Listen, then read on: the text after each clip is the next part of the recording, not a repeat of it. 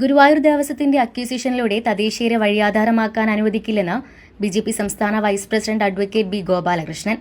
Blue പ്രിന്റും master പ്ലാനും ഇല്ലാതെയാണ് അക്യൂസിഷൻ നടപടി ആരംഭിക്കുന്നതെന്നും ഇത് ബിജെപി അനുവദിക്കില്ലെന്നും ഗോപാലകൃഷ്ണൻ ഗുരുവായൂരിൽ വാർത്താസമ്മേളനത്തിൽ അറിയിച്ചു. അക്യൂസിഷന്റെ മറവിൽ ദേവസ്വത്തിന്റെ തന്നിഷ്ടം നടത്താൻ അനുവദിക്കില്ലെന്നും കുടിയൊഴിക്കപ്പെടുന്നവർക്ക് 1 സെന്റിന് 1 കോടി രൂപ വെച്ച് നൽകണമെന്നും അദ്ദേഹം പറഞ്ഞു.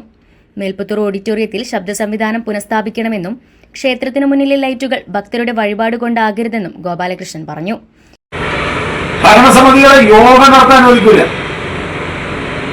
വലിയ ഭരണസമിതിയിലെ ആൾക്കാരാന്ന് പറഞ്ഞ് കയറിയിരിക്കുന്നവന്മാരുണ്ടല്ലോ, അവരൊക്കെ ഈ ഗുരുവായൂർ ടൗണില് ഞങ്ങള് ജനകീയ വിചാരണ ചെയ്യും. വേഷമിട്ട് കാണിക്കരുത്.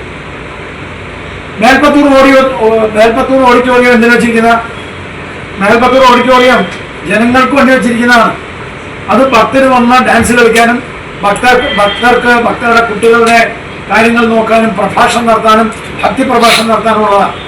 അത് അഡ്മിനിസ്ട്രേറ്ററുടെ തറവാടുകൾക്കല്ല. അത് അഡ്മിനിസ്ട്രേറ്ററുടെ സൗകര്യമായ കാര്യം ചെയ്യാൻ അവിടെ ശബ്ദമില്ല. ഇപ്പോ അവിടെ ഒരു ഡാൻസ് കളിക്കണമെങ്കിൽ മൈക്കില്ലാതെ ഡാൻസ് കളിക്കണം.